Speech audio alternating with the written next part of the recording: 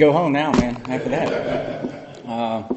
Yeah, Gray's a special friend. I mean, there's a lot of circles, man, run around this program, and I've known him my whole life, and I'm glad we're both here. Anyway, I was thinking, I'm alcoholic. Thank you. Second time I've had to fight the traffic, the new way into Samaritan Colony.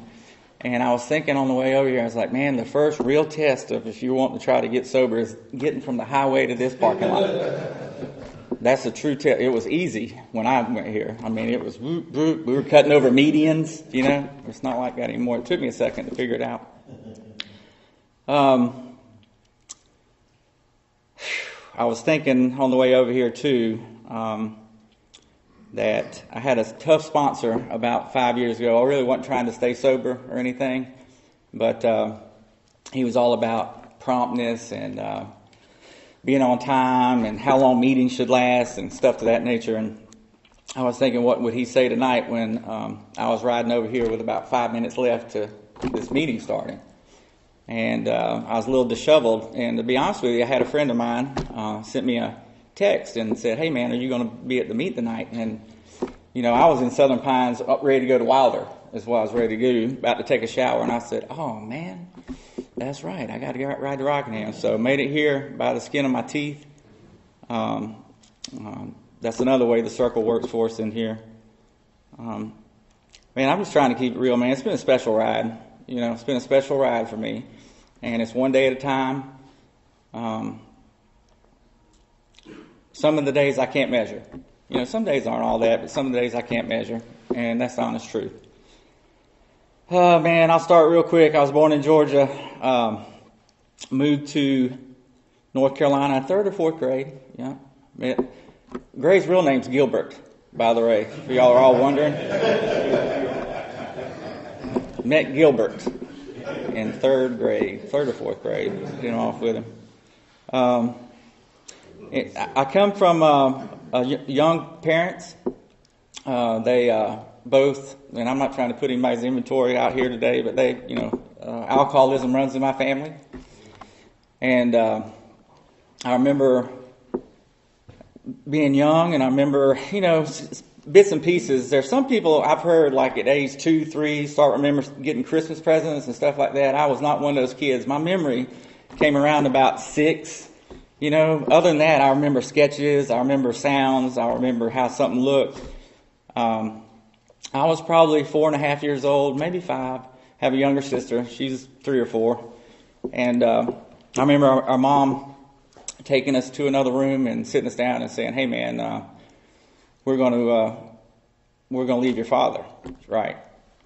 And I remember, you know, young man, could barely talk, but I remember thinking, I remember what I felt. And I remember feeling relief. It was chaotic in my house at a young age. A lot of verbal stuff, physical stuff. And I was, as a kid, I was like, hey, man, I'm trying to separate myself from that too, so let's roll. And my mom, young, independent Southern woman, didn't want any money from my dad or anything like that. And she took off, and we packed up basically what we had at the time and put it in a Chevy Chevette, and that's where we rode. And we lived with relatives for about 1.5 years, 2 years, aunts and uncles, grandparents, etc.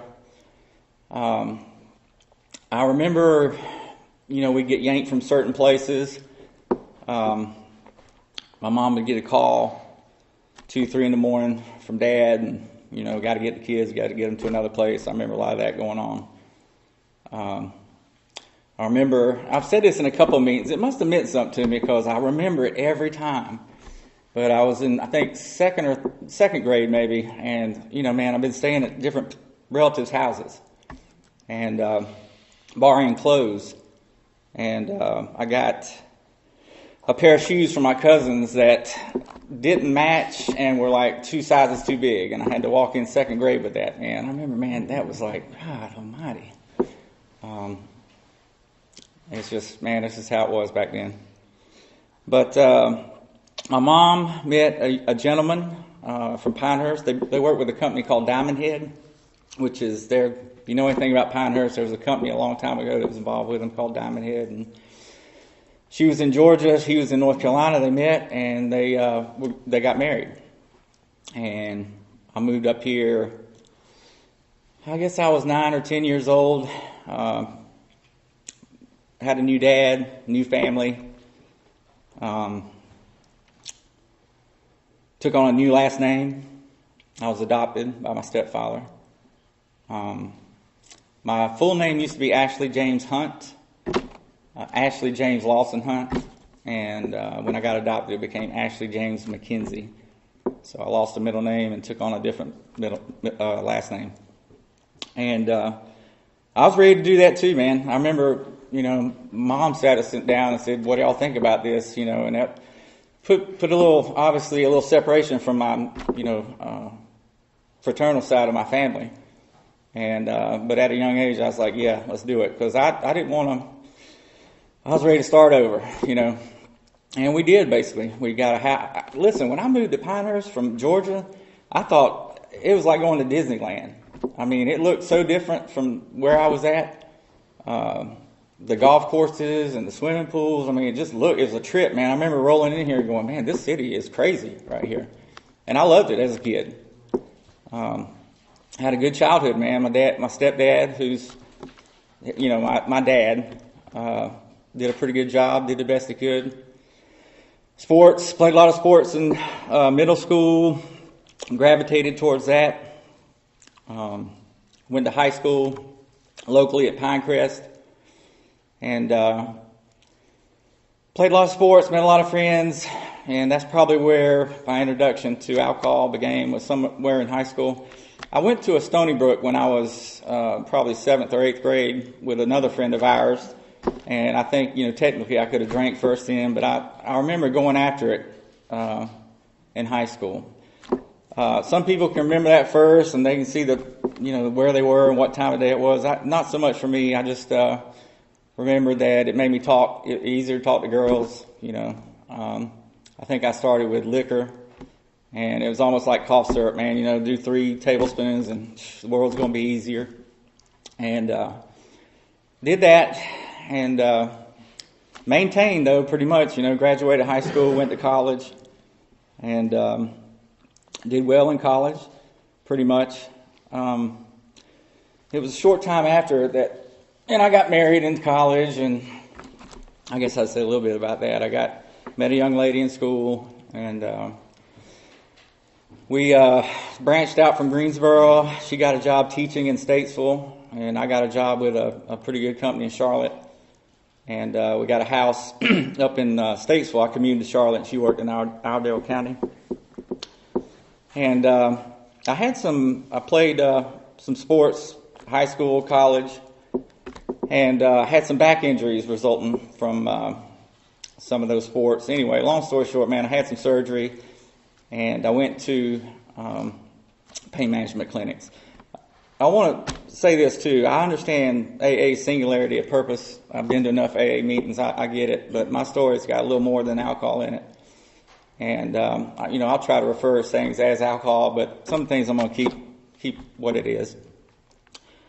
I had some surgery done. Went and got prescribed some heavy narcotic pain medicine.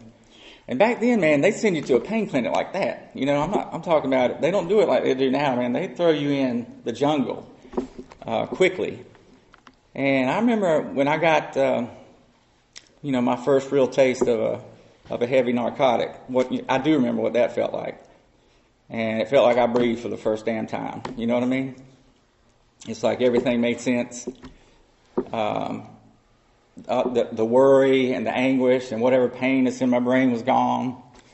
And, I knew when I took that first one I was going to take another. Probably several more. And it didn't take long for me. It was, let's put it like this. At the end, right before, I've been with a company at this time probably 12, 13 years. Had done well with them. It gravitated from me, going to doctors, doctor shopping, to getting cut off by friends of mine who were doctors. I'm not throwing it out there for any big reason, but some of these dudes that were writing me prescriptions, hell, I played ball with them in the gym and lived near them. And, I had a whole army of people saying, man, you're in trouble. You're in trouble.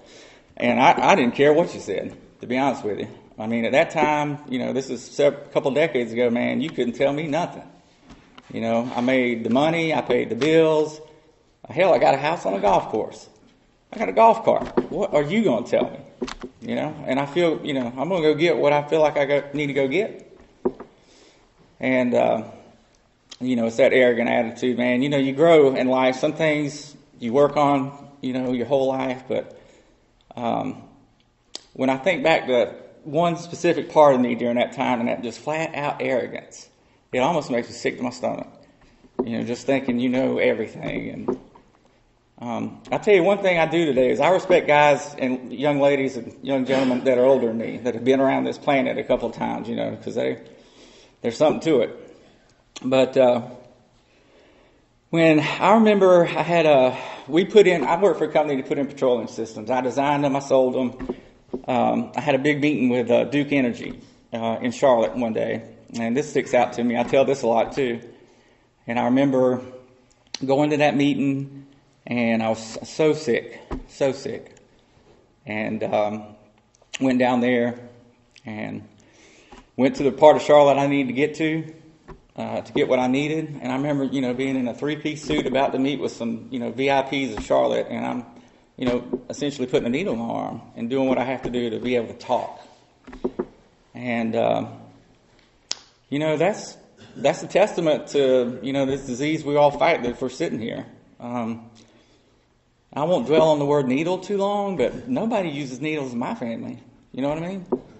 Nobody's been to prison, Nobody's been arrested, but it doesn't care who you are, man. It'll come get you. For me, I can't speak for everybody, that once that feeling engulfs you, it takes a village to get somebody sober. It took me a while to figure that out too. I was arrogant in early recovery, still a little arrogant, working on it. That you don't know it all, and you need to be guided through some of this. I mean, if you want to look at my disease in a pure business form, I have failed miserably. I've gone bankrupt several times over, man. If this was my business, myself, I'd have hired a team and said, y'all take over the managing decisions. I'm not doing such a good job of it. And that's what ultimately, when I came here, that's what happened. I got divorced from my wife shortly after. It was about a 5-year run with alcohol and opiates for my drug of choice. Anything, basically. Anything. I was a chemist. Thought I knew it all. I just hadn't figured out the right algorithm. Why I failed this time is because, I'm doing too much of this and not enough of this. I'm not drinking enough. I'm not using this enough. But I'll figure it out. If you give me enough time, I'll figure it out. The divorce was a touchy subject, man. This was a girl that was a young lady who was, arguably my best friend. And I get a little choky during this part because I didn't care rat one about her. There when we were, breaking up and all that, I didn't care about her at all. Really, I was just thinking, how is this impeding me getting what I need to get? I'm at a new place. I got a new this, that. That's how my brain was, man. If you were a guy, man, you were competition. And if you were a girl, that's a whole different story with me. I just used everybody, It's a shallow, dark thing to do your whole life, and it weighs on you after a while. If you're a guy like me, some people don't, but if you get caught up into a little bit of consciousness, which is what this program has allowed me, that'll wear on you, Moved into a apartment with a friend of mine, heavy drinker, heavy drug user. Just a matter of time before Iredell County was trying to run me out, lock me up. Got locked up several times in Iredell County. Went to Asheville, did a 2-year program in Asheville called Recovery Ventures, and I finished up at First Recovery. There were two-year programs up there. And had a run in Asheville, sort of bought into their program, and I liked the area and stayed sober for a while, but I was never really connected. Still thought I knew it all. And, one of the biggest follies with alcoholics is thinking a little bit of time away from a drink or drug will make you, that much further along the line, when actually you're just that much closer to drinking or using, in my case. I got about 2.5 years up there sober. But it was all just running around trying to get stuff back. That was my goal. It wasn't like, hey, man, I'm going to try to stay sober and maybe improve my life and be a better person, et cetera, et cetera. It was more like, I need to get the car back, get the finances straight. Definitely got to get the girl back, all these things that I think, that the root system myself thinks are important. It takes a while to figure out these aren't small things in somebody's life, but they're not everything. It's not what makes you. It's not what makes you. But, so I went to Asheville and came home and took a girl hostage for a couple of years. God bless her. Ate her food, used her heating, used her air, and didn't pay a dime, and just drug her down with me. But got arrested big time with her, and long story short, I got sentenced to almost 5 years in prison for a lot of stuff. And I remember, and I've told this a couple of times, I remember being in the court when they were reading out the sentences, and I remember the DA telling the judge, this is his record, and reading off a bunch of stuff, and I was sitting there, and I could hear the crowd, the courtroom people behind me were going, ooh, ah, ooh. I could feel it, man. It was hitting the back of my head, and I was looking at my lawyer like, oh, man, this ain't going to be good at all. And it wasn't. I had a young lady, was a judge. She was an African-American lady, very pretty lady, and I remember her looking at me and said, you are a menace, Mr. McKenzie. You are a menace. And she just, I could have walked in boxer shorts and got what she gave me. I had a lawyer I was paying money to, and she gave me exactly what I deserved. But I went to prison first time. I've been in jail a couple times, but nobody in my family's been to prison. I'm not saying that it's good or bad or indifferent. It's just a fact with my family. It's not.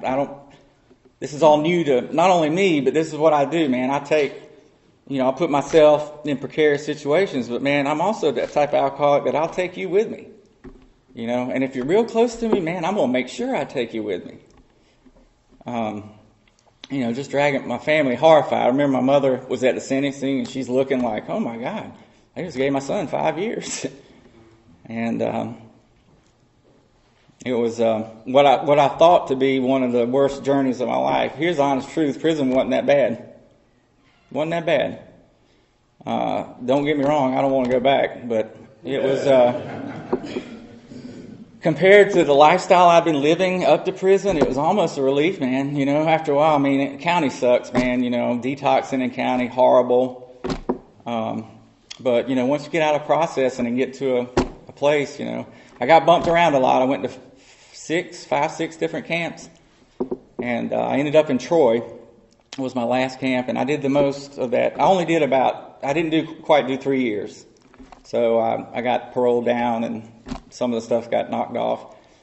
But I remember thinking in Troy when I was about 30 or 40 days out from being released.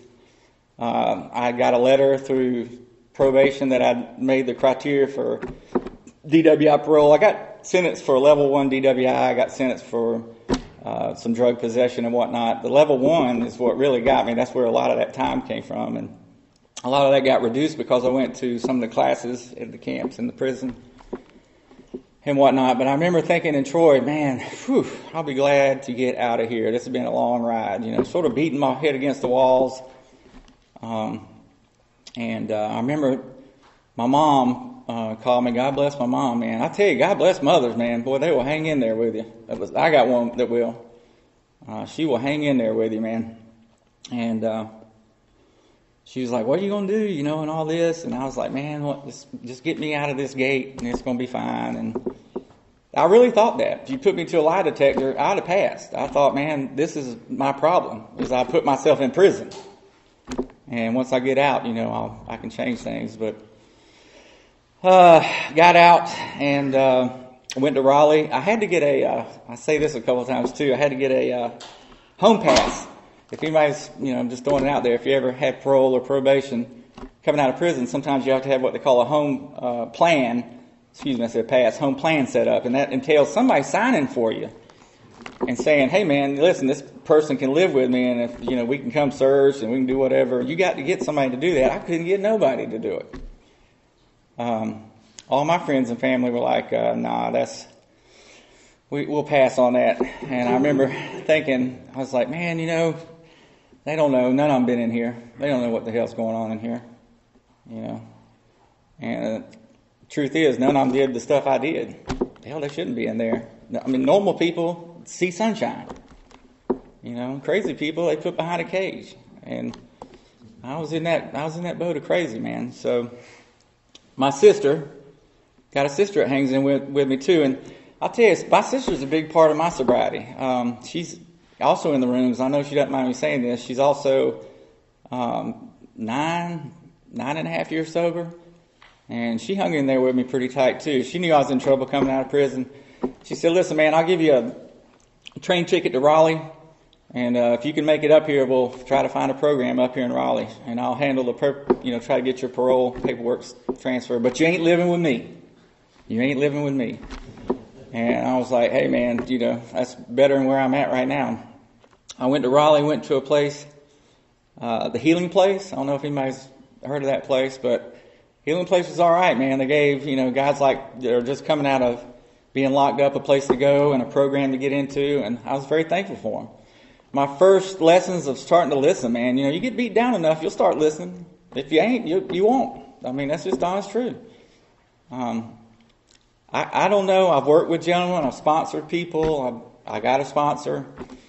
Called in tonight and confessed that I had forgot about this meeting. And said I needed to tell somebody else about that. And I had a friend remind me, and he was like, dude, you got to get a calendar. Because I've done it a couple of times. I missed a meeting with him, and he's like, what, dude, we just called last night. We talked about this. And I was like, I know, man, it completely slipped my mind. But I got to Raleigh and went through the program, went to a halfway house, got about 6 months clean, sober. And I remember making that call to a guy I knew in Raleigh, and sitting there knowing that it was going to be the end of everything that I'd worked on for that little bit of time was just about to be over, and not caring. I would rather get drunk than be in whatever this reality we're sitting in right now. And whatever happens, happens. I remember thinking that. Listen, when I got here, and this is going to be a little shorter meeting. Sometimes a short meeting isn't that bad. But when I got here, who knows what it takes for a person to decide they're going to stay sober? I don't know, man. I remember guys that I remember this gentleman over here being with us. There's a lot of ties in this room. It's a lot of ties, man. A lot of ties. But I was at the perfect, I'm all about formulas, man. The formula was right for me. The stars were aligned. I'd had enough pain and that hopelessness for a long time. And I think I just finally submitted and said, hey, man, somebody, anybody, show me how to stay sober today. And then when I wake up tomorrow, show me how to stay sober tomorrow. And we'll just do it like that. And came in. When I got back to, how I got to here is I was staying at my parents' house.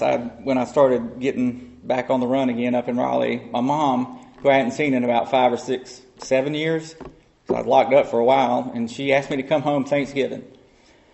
And she knew I didn't have a place to go. She knew, breaking all the rules of helping this dude. He's going to come over, steal our stuff, take over the house. And my mom just said, hey, man, I want to see my son. And I hadn't seen him in a while. And she took me in, and I don't even remember it. I don't remember Thanksgiving through Christmas. I remember I had gone out previously on about a 6 or 7 day jaunt, and that I'd somehow managed to come home. It's Christmas time, walked in the house, 3 a.m, and I mean, like something you see on TV, blow the Christmas tree all up. Run into something, knock the Christmas tree down, wake up the whole house. And I remember looking, going, I tell you, man, my mother in Christmas, that's like, you don't even, in my house, you don't tell Mom there ain't no Santa Claus, you know? And like, when stuff comes from Santa, it comes from Santa. Don't question it, you know? And that's how my mom is. She does Christmas big. Looks like the damn North Pole up in our house, man. Her house, for sure. And, you know, I'm knocking her tree down. It's just horrible. Barry Hill, and listen, I'm going to throw them out there. And Mark C., Barry H. and Mark C. Barry's also a lifelong friend, and he knows me pretty well. They came over to my parents' house and tried to talk to me. I didn't want to listen.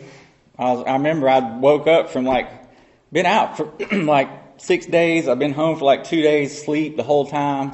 I remember Mom shaking me going, you got to drink some water. You know, we're going to call EMS. No, you know. And the first thing I see when I really come to is Barry H. and Mark C. And I was like, man, sort of astonished. Hadn't seen Barry in like 10 years. Barry was in my wedding. He was an usher in my wedding, or a groomsman, excuse me. And I've known Mark from high school. And, you know, they come in and they were like, hey, we think we can, you know, help you out. And I didn't want anything of it. I was mad they were in there. Try to be cordial because I know them, but I was pretty much like, get the hell out, you know. And I don't know what caused me to call Barry that day. I tell you what Barry did, though. He was persistent. He said, look, man, I don't care what you do. I just want you to call me every day for a while, just so I know you're alive. And begrudgingly, I agreed to it. And my reason for agreeing to it was because he's a friend of mine. I said, well, Barry, you're a friend. I got this thing in my mind, like, you know, these dudes I grew up with, man, you know, I'm going to, okay, you asked me to call, I'll call, but this is why I'm calling. I wanted him to know. Called him a couple of days. He didn't ask me about coming here or anything. He just wanted to know how I was doing. It's about, I think the third day I was doing the one kind thing I'd done since I was down in Moore County. My mom had some pre-op surgery, had to ride her around to some doctors, and I remember riding around. It was day 3, and I called Barry up, and I just said, man, I need some help, man. You know, it was raining. I remember I was in the hospital parking lot, and, you know, I'm 51 now, so I was 48 then. I'm coming up on about 3 years. He said, all right, man, we'll come get you. He said, we'll come get you. And they did. They got me to detox, and I came up here. You know, I'm a big, when they had the chapter on being an agnostic in our book, I certainly meet that criteria. But this was a special place for me. I don't know how else to put it. There's, you know, you got Daryl's and you got Ron's and you got Harold Pearson's and these guys walking around that, you know, you listen to these cats talk, man, and you go, if you got that disease I got of thinking I'm the only one that's ever gone as hard as any, you know, and you start realizing, man, I'm a garden variety, I'll call it. Garden variety. And, you know, we got some people in here who can show you how to do it. I bought in. You know, I'm all about sports. Played a lot of sports growing up, man. If you win, you get a coach that you buy in with, you can win. Didn't believe everything at first, you know. Still, some things, man, I question. That's just the way I'm made up. But I know this much, man. It's been, I don't know. I try not to use big words like miracles and stuff like that. But, I mean, every day, most days for me have been, if I was to put a rating on it, I can't put a rating on it. There's some days that are so exponentially better than what it was before. And it isn't that things have gotten a lot better. I mean, I still, you know, we're in this life. A lot of us have payments to make and other halves, and, you know, just stuff's going on, man, kids. But it gave me an energy that I liked. You know, I like feeling good. And I started getting this energy. And it took a while, man. It wasn't like maybe 6, 7, 8 months down the line, you know, I was sort of riding the boat for a while, you know, just doing what I was told to do. My brain was fried. I'm going to be honest with you.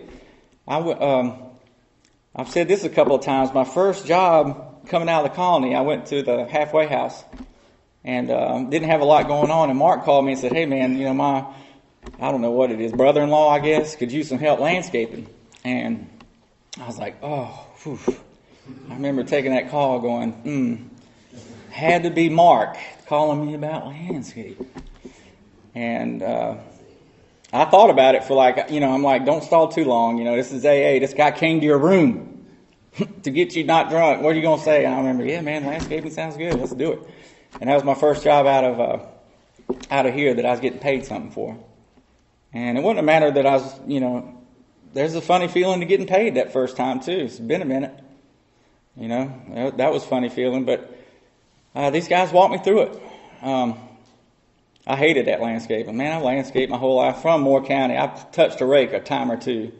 And I remember thinking, golly, man, it's hot as hell out here, man. I mean, I went out there right in the middle of summer when it was about 110 degrees, no wind.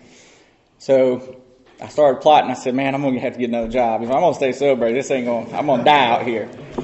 And I got a job in a convenience store. They gave me a clerk job at McNeil Oil. That's a big deal too. They trusted me with some stuff, taking some steps. But I hated that job too. After a while, I went there because the AC. That's why I went there, right? But I didn't know how many people come through that store, man. You got to talk to a lot of people. You work a shift, man. You got in your face every other second. And I was like, oof. When I was at a prior meeting one time, I think I was talking about how it's funny how I hated those jobs, but landscaping taught me how to walk again. That's the honest truth, man. My muscles, I was physically in bad shape, and it taught me how to walk again. And the convenience store taught me how to talk again. I wasn't good at talking and didn't want to talk. And, you don't know I don't know what's best for me. It took me a while to figure that out. Mark's always said something that's real poignant to me, and he's like, dude, it's all about the journey. I'm a guy that's always wanting some finish line. There's something, what I'm doing is for a certain cause or a certain reason, and it's about the journey. I lived here with Ron for 6 months, maybe, a good while up there in the trailer. And we had Pat was the director back then. I remember riding around with Pat and taking guys to different places, Ashboro and whatnot. And I remember Pat one day, we were riding in the truck, and I guess I was being extra quiet that day. And he goes, man, what are you thinking about right now? And Pat was one of those guys, you have these role models you start building up, especially early in sobriety. And, Pat was like, hell, he could have been Spider-Man for all I cared. He was, he's a superhero AA dude in my book. So I remember when he asked me that, I said, well, I'm going to answer him honest. And I remember what I was thinking. He's like, man, I told him, I said, Pat, I wish I was more like you. I mean, I was sitting there listening to his music before he asked me this question. I'm looking at him helping this guy in his truck, smiling. And, I said, I wish I had a little more time under my belt. I guess is what I was reaching for. And I remember him looking over and goes, dude, I wish I was like you. Right there about 90 days, man. Hungry. Everything's new. And that's a special time. People say that early sobriety, it either goes one or two ways. I've seen people who just say, ooh, it's horrible. And, for me, it wasn't that bad, man. Physically, it sucked. I went through a while where, it wasn't no 30-day withdrawal for me. It was more like a 6-month withdrawal, something like that. But it was good, man. I was glad to wake up, man. I was glad to not be chasing something. Phew, man. Had people I trusted, man, and these guys walked me on a path. And for that, I'm eternally grateful. Eternally grateful. I don't know where you're at right now, but if you're sitting in here, this is a special ride. That's all I can tell you. And I'll leave you with this, man. And I remember in Raleigh, I've been to meetings where I didn't care what you were saying. I was there for, the press release was coming out. I had to make sure I was there, right? People saw me and all that stuff. I've done that before, right? But it's funny, the ones I didn't care about or I was rolling my eyes about, I still remember stuff from.